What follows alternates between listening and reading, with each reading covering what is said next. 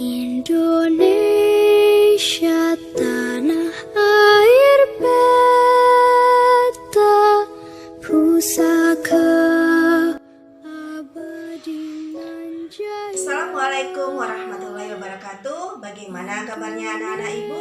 Bertemu kembali dalam pelajaran pendidikan Pancasila dan kewarganegaraan. Tentunya harapan ibu pada hari ini kita masih dalam keadaan sehat walafiat, selalu berada dalam perlindungan dan pertolongan Allah Subhanahu wa taala, sehingga kita masih bisa melanjutkan materi pelajaran kita pada kali ini. Nah, pada kali ini kita akan masuk kepada pembahasan bab 2. Nah, sebelumnya anak-anak ibu akan memberikan ucapan selamat kepada anak-anak ibu karena telah menyelesaikan pembahasan di bab 1. Dan dari hasil ulangan yang sudah dilaksanakan, alhamdulillah anak-anak ibu telah mampu memenuhi standar apa yang menjadi ketercapaian dalam pembahasan di bab 1. Baik anak-anak ibu sekalian, sebelum kita bahas materi apa pembahasan di bab 2, terlebih dahulu anak-anak ibu sekalian perlu mengetahui apa yang menjadi tujuan pembelajaran kita pada kali ini. Nah, pembahasan kita di bab 2 ini kita akan membahas tentang perlindungan dan penegakan hukum di Indonesia. Apa yang menjadi tujuan pembelajarannya? Yang menjadi tujuan pembelajarannya yang pertama, harapannya anak-anak ibu bisa memahami hakikat perlindungan dan penegakan hukum di Indonesia. Harapan yang kedua, anak-anak ibu dapat mengetahui unsur-unsur dalam penegakan dan perlindungan hukum di Indonesia. Baik anak-anak ibu, setelah tadi tujuan pembelajaran sudah kita ketahui, yuk kita langsung ke materi pelajaran. Coba anak-anak ibu perhatikan gambar di samping ini. Apa yang terbesit di benak anak-anak ibu melihat gambar tersebut? Apakah keadilan? Atau hukum? Atau pengadilan? Ya, dari ketiga hal tersebut ini sangat berkaitan dengan gambar yang menjadi pembahasan kita kali ini. Keadilan, hukum, dan peradilan. Nah, anak-anak ibu sekalian, ya, negara kita adalah negara hukum atau istilahnya Rechtsstaat, ya. Artinya apa? Artinya setiap hal yang berlaku atau setiap hal yang ada itu selalu berdasarkan atas hukum, ya.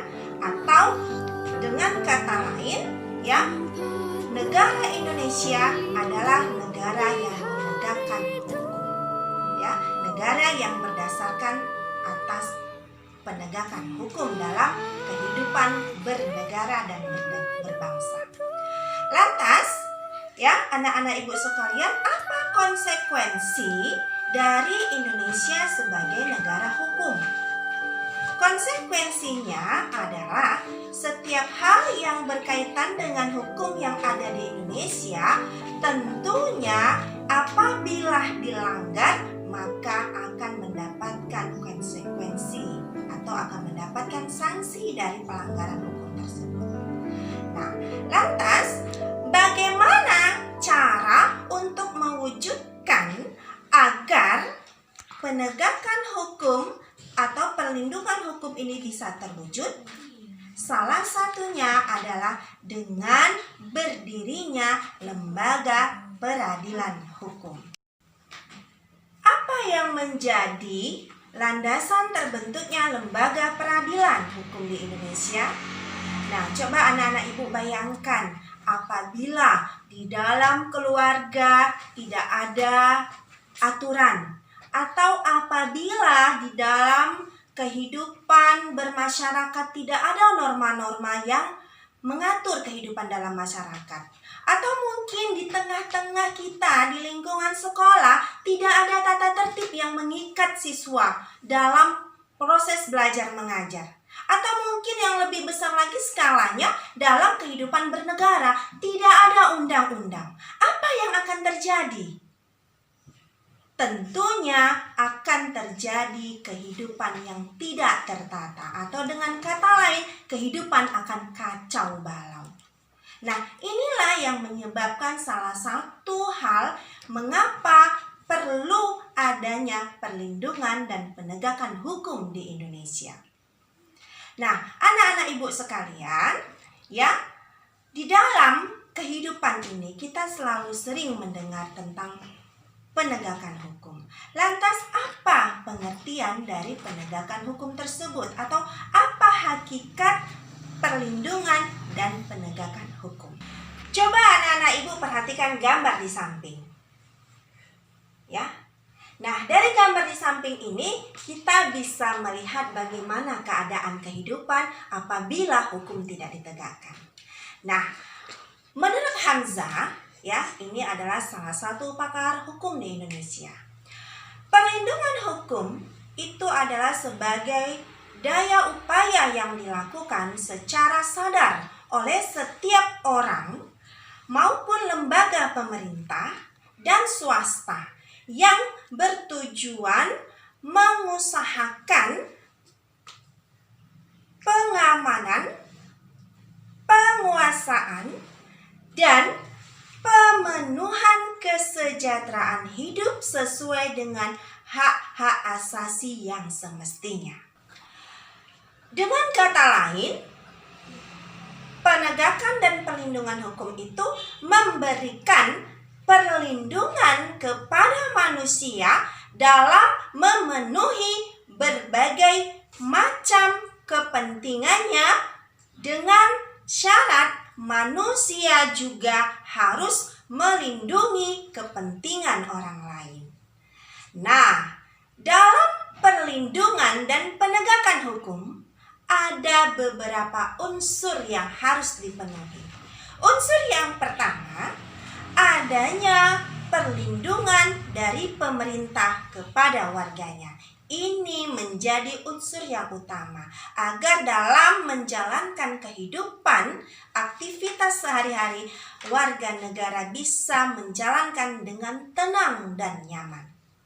Unsur yang kedua, jaminan kepastian hukum. Ini juga merupakan hal yang sangat diharapkan dan menjadi hal yang penting di dalam proses penegakan hukum.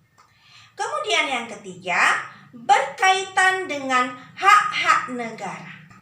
Kemudian unsur yang keempat adalah adanya sanksi atau hukuman bagi pihak yang melanggar. Ini merupakan konsekuensi yang harus diterima bagi setiap yang melakukan pelanggaran hukum.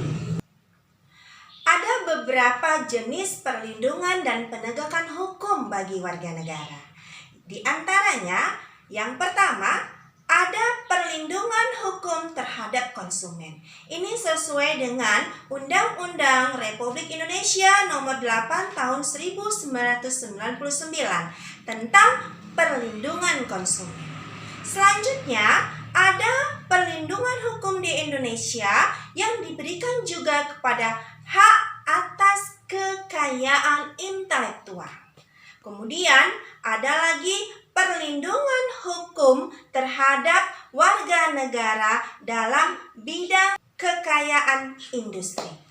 Nah, jadi peraturan yang berkaitan dengan perlindungan dan penegakan hukum di Indonesia ini sangat banyak sekali. Seperti yang sudah Ibu katakan sebelumnya, Undang RI Nomor 8 Tahun 1999 tentang perlindungan konsumen.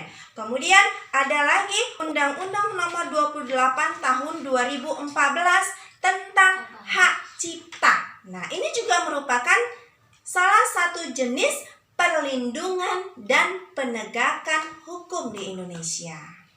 Nah, hukum dapat secara efektif dijalankan apabila dalam penegakannya atau dalam penerapannya masing-masing orang sudah mengetahui apa yang menjadi hak dan kewajibannya. sehingga perlindungan hukum serta proses penegakan hukum di Indonesia itu berpedoman kepada aturan yang sudah ditetapkan atau dalam kehidupan berbangsa dan bernegara berdasarkan undang-undang yang menjadi acuan dalam menjalankan kehidupan berbangsa dan bernegara. Dalam hal ini terdapat di dalam Undang-Undang Dasar 1945. Baik anak-anak ibu, itulah tadi pembahasan kita pada kali ini. Dan adapun kesimpulan kita pada kali ini adalah